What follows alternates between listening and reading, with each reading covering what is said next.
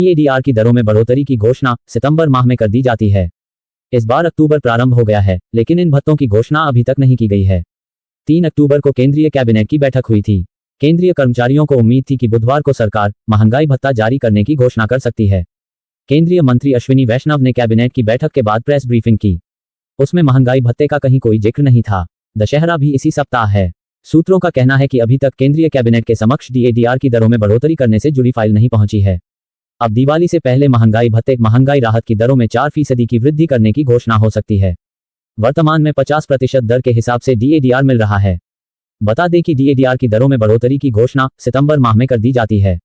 इस बार अक्टूबर प्रारंभ हो गया है, लेकिन इन भत्तों की घोषणा अभी तक नहीं की गई है। 3 अक्टूबर को केंद्रीय कैबिनेट की बैठक हुई थी। उसमें रेल कर्मचारियों को 78 दिन का बोनस देने की घोषणा की गई। केंद्रीय मंत्री अश्विनी वैष्णव ने बताया था कि रेल कर्मचारियों के लिए 2029 करोड़ रुपए के बोनस को मंजूरी मिल गई है।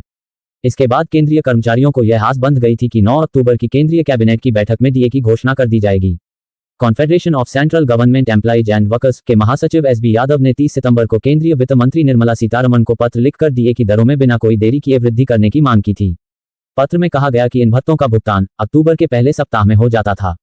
इस बार केंद्र सरकार ने ऐसी कोई घोषणा नहीं की है। अगर अक्टूबर माह में केंद्र सरकार भत्तों व बोनस देने की घोषणा करती है तो उनका भुगतान नवंबर में हो सकेगा। दूसरी तरफ इन भत्तों को तय समय पर जारी न कर सरकार खुद लाभ कमा रही है।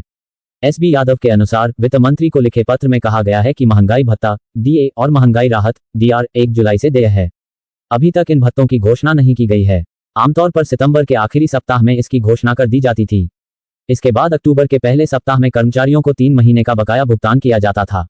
इन भत्तों की घोषणा में हो रही देरी को लेकर केंद्रीय कर्मचारियों और पेंशन भोगियों में गहरा असंतोष है। नवरात्र, दुर्गा पूजा उत्सव, दशहरा व दिवाली जैसे बड़े त्योहार हैं, लेकिन अभी तक डीए की घोषणा नहीं हो सकी है। यादव ने अपने पत्र में कहा, परिसंघ उपरोक्त मामले में आपके तत्काल हस्तक्षेप की मांग करता है। वित्त मंत्री से अनुरोध है कि वे तत्काल प्रभाव से डीएडीआर देने की घोषणा करें। केंद्र सरकार के कर्मियों के लिए महंगाई भत्ते डीए की दरों में बढ़ोतरी की घोषणा कई माह देरी से की जाती है। इसके द्वारा सरकार खुद लाभ कमा लेती है। चूंकि डीएडीआर की दरों में हुई बढ़ोतरी से सरकार पर हजारों करोड़ रुपए का भार पड़ता है। ऐसे में सरकार डीएडीआर की घोषणा 3-4 माह देरी से करती है। इस अवधि के दौरान सरकार का पैसा निवेश होता है, जिस पर उसे अच्छा खासा ब्याज मिलता है। नियमानुसार 1 जनवरी और 1 जुलाई से महंगाई भत्ते एवं महंगाई राहत में बढ़ोतरी करने का प्रावधान है, लेकिन केंद्र सरकार हर दफा ये घोषणा करने में 3-4 माह की देरी कर देती है। अमूमन सितंबर में डीए की घोषणा हो जाती है, लेकिन इस बार अभी तक सरकार ने डीए बढ़ोतरी को लेकर कोई बयान जारी नहीं किया है। अखिल भारतीय रक्षा कर्मचारी महासंघ एआईडीएफ के महासचिव और राष्ट्रीय परिषद जेसीएम स्टाफ साइड के वरिष्ठ सदस्य सी श्री कुमार ने कहा, सरकार को इस मामले में देरी नहीं करनी चाहिए। जब 1 जनवरी और 1 जुलाई से डीए बढ़ोतरी का नियम है तो इसमें कई माह की देरी क्यों हो रही है। केंद्र सरकार के लगभग 48 लाख कर्मियों और 62 लाख पेंशनरों को डीएडीआर में बढ़ोतरी का फायदा मिलता है। ऐसे में सरकार को हजारों करोड़ रुपए कर्मियों की सैलरी में देने पड़ते हैं। अगर यह राशि देने में 3-4 माह की देरी होती है तो सरकार हजारों करोड़ रुपए बचा लेती है।